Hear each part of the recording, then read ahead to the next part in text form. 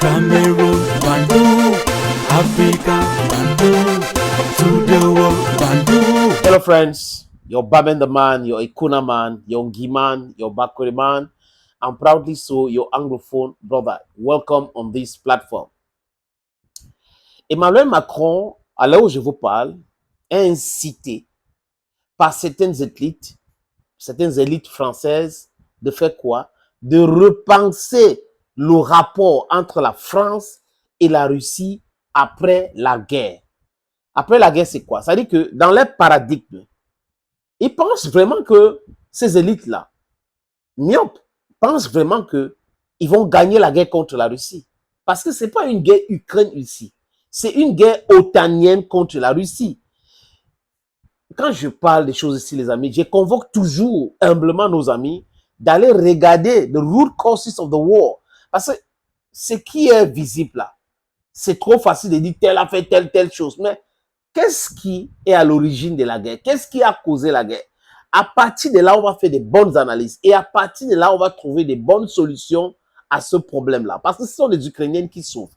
Ils sont en train de mourir en nombre tous les jours. Les militaires ukrainiens sont en difficulté. C'est pas moi qui le dis. L'ancien chef d'état-major, Zalochny, l'a dit. Aussi, je suis en train de dire la même chose. Tous ces gars-là sont en train de dire exactement la même chose. Mais seulement, ils sont sur la jute des Américains. Donc, ils ne peuvent pas faire certaines déclarations ou prendre certaines initiatives. Sinon, vous savez, la suite, les amis. Les Américains ont tout préparé, planifié, avec les mauvais renseignements. Parce que tout au long de la frontière russo-ukrainienne, il y avait des petites cellules de la CIA. Ce sont les Russes qui disent, et les Américains n'ont pas démenti cette information.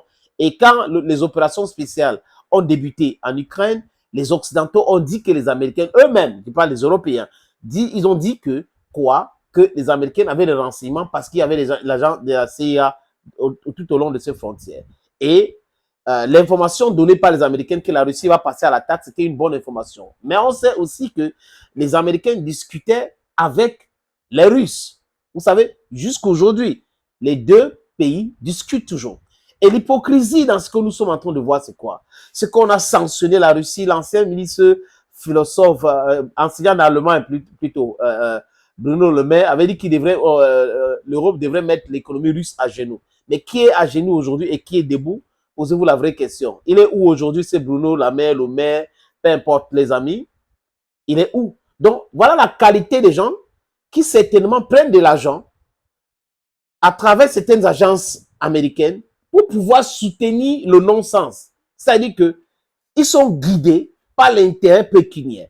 Ils sont guidés par leur ventre. La réflexion avec le ventre pose un énorme problème. Le ventre, c'est pour accueillir quoi? La nourriture après la mastication. On prend la nourriture, on mastique, et ce bouillon-là, on avale. Et ça réside dans le ventre pour que les enzymes viennent digérer pour qu'on vit normalement.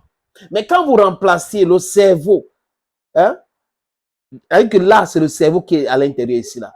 Le cerveau est fait pour réfléchir, la réflexion. Et quand vous remplacez ça, vous prenez le ventre, vous mettez ici, vous prenez votre cerveau, vous mettez là-bas. It's total confusion. Total confusion. Emmanuel Macron et ses amis veulent repenser le rapport entre la Russie et la France. La Russie était déjà très loin. Très loin. Regardez bien les BRICS, par exemple. C'est à peu près 47% de la population mondiale. Les BRICS. Regardez le nombre de pays qui sont ajoutés encore à ces 5 pays de BRICS. C'est 10 pays aujourd'hui. Regardez le PIB de ces 10 pays. La capacité industrielle de ce pays-là. Les amis. C'est un truc clair, simple à faire. Des exercices simples à faire pour mieux comprendre d'où on est en train de partir. Regardez la Turquie aujourd'hui qui veut rejoindre les BRICS. Emmanuel Macron, lors des dernières réunions des BRICS en Afrique du Sud, avait souhaité assister. On lui a envoyé un nom, hein, N-O-N. N-O-N, non. Vous voyez? Donc, ils sont mélangés. Les pays africains, regardez le Sahel, le Burkina Faso, le Mali, le Niger, a dit non à la France. Donc, ils sont mélangés. Au lieu de comprendre le message que les Africains sont en train de les envoyer, ils sont sur autre chose. Ils pensent, pour certains, que c'est la Russie qui est derrière. La Russie n'est jamais derrière cet éveil de conscience africaine. Jamais, à grand jamais. C'est de penser que nous ne sommes pas suffisamment grands pour pouvoir réfléchir de nous-mêmes. C'est penser que la souffrance est notre dada. C'est penser que vos histoires des Bibles, Coran, Bouddha et tout ça, shintoïsme que vous avez amené chez nous, va continuer à prospérer éternellement. C'est de ça. Donc, l'impérialisme, c'est un mauvais élève, les amis. Les Occidentaux n'arrivent pas à comprendre que le monde évolue, les Africains avec. Ils n'arrivent pas à comprendre qu'on peut aujourd'hui dire que nous ne voulons pas rester dans la souffrance. Ça veut dire qu'ils ne comprennent pas que la démographie aussi pousse les gens à penser leur libération. Ils n'arrivent pas à comprendre. Si vous regardez l'histoire des indépendances, les pays qui avaient été colonisés avant les indépendances avaient peut-être 2 millions de personnes ou 1 million. Après, quand ils sont passés à 8 millions de personnes, il y a eu beaucoup de problèmes, les réalités hautes, et les gens ont commencé à demander leur indépendance. Donc, ils ne comprennent pas qu'aujourd'hui, le nombre d'Africains qui cherchent l'emploi, le nombre d'Africains qui veulent voyager et qui sont bloqués, commencent à réfléchir en disant, ah, pourquoi est-ce que nous sommes là? On en est arrivé là comment? Et pourquoi? On se pose des questions et on entre dans quoi? Dans la conscientisation et le mental, le mindset. On développe ça, nous voulons l'indépendance totale. Et là, pas l'indépendance des façades. Ils commencent à accuser la Russie. Donc, vous voulez penser votre relation avec la Russie. La qualité des personnes qui veulent penser le rapport avec la Russie, c'est Emmanuel Macron. Emmanuel Macron, quelqu'un qui ne respecte pas la démocratie dans son propre pays.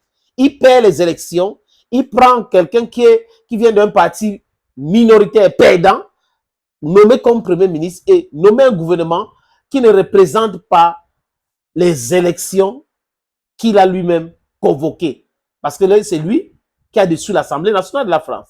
Donc, vous voyez la qualité des personnes. Vous pensez que quelque chose de normal peut sortir de lui? Non, c'est incongru. Parce qu'il pense dans sa tête qu'il est plus intelligent que tout le monde.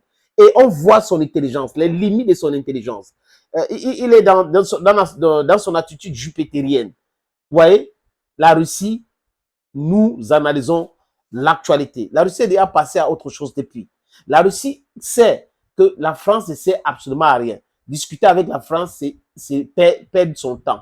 Sarkozy, que je n'aime pas trop, avait dit clairement, il ne faut pas que la Russie soit notre ennemi. Si la Russie est notre ennemi, nous allons perdre beaucoup. Comment comprendre? Vous êtes dans un continent. Vous avez quelqu'un qui est là avec vous, qui peut vous aider à être grand, très très grand, et vous êtes en train de take side avec quelqu'un qui est très loin, qui vous manipule.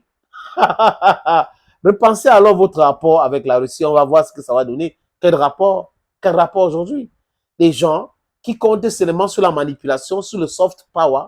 Les amis, il y a des centres culturels partout ici, chez nous aujourd'hui. C'est le soft power.